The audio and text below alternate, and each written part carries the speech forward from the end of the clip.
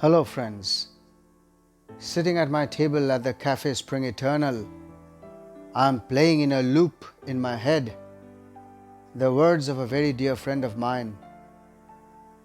He wrote, "Whatever anyone does or says, I must be a good man. Whatever anyone does or says, I must be a good man." It is as if an emerald or gold or purple were always saying, "Whatever anyone does or says, I must be an emerald and keep my own color." Yes, these are the words of Marcus Aurelius, a friend of mine who stood by me whenever I wavered, whenever I lost confidence. Now, these words, surprisingly, are often misinterpreted, but the idea is simple. To be who we are, regardless of circumstances, pressures, is a known idea. What is more difficult is to be true to ourselves, regardless of a lack of acknowledgement, gratitude, or appreciation. Very often we lesser mortals seek validation, approval, that slightly high pedestal for being who we are. That is the motivation behind carefully, at times professionally recording our acts of charity and kindness, from helping refugees to poor animals in distress. Aurelius speaks of being at the center of all action with a calmness that comes from a quiet confidence and self-absorption in our chosen path. If a teacher, poorly paid, gives his best in class, regardless of bouquets or brickbats, if a doctor in a government hospital of a developing nation gives his best despite the odds, they are not doing something special, but what comes naturally to them, what is essential to who they are. The civil servant who goes against the government does so because that is his true color, without which he won't be who he is.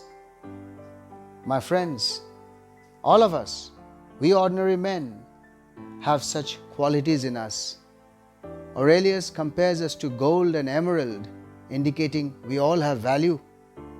He also compares us to other elements of nature, like ivory, the color purple, a musical instrument, flower, to subtly underline that our natures or characters are as intrinsic to us as that of natural elements, animate or inanimate, around us. When we bend, bow, or break, we go against the law of nature, and once we realize it, we will never think of stepping out of line. If a soldier has to be brave in facing fire, then why can't an ordinary man of the street be brave in the face of a fire typical to his world?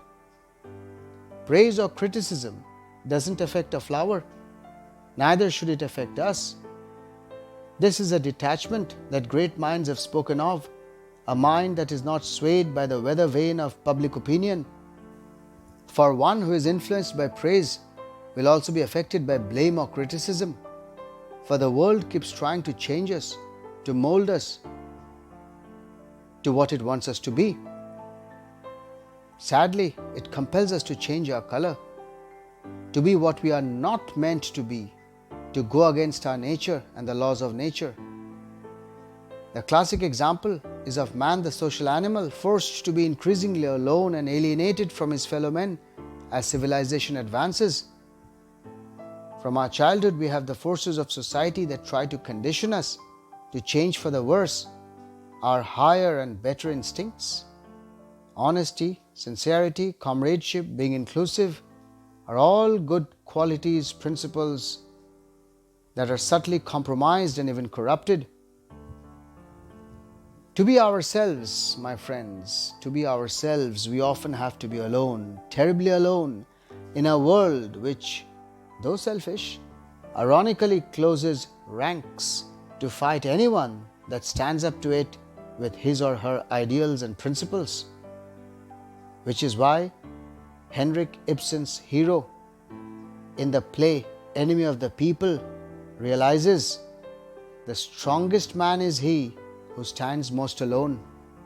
I repeat, the strongest man is he who stands most alone. Friends, what do you think about this?